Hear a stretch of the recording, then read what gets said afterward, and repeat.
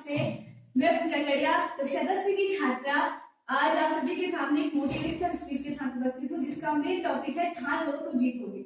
तो दोस्तों, आप सभी को पता ही होगा कि हम सब अक्सर मिलते क्या रहते हैं। देखो,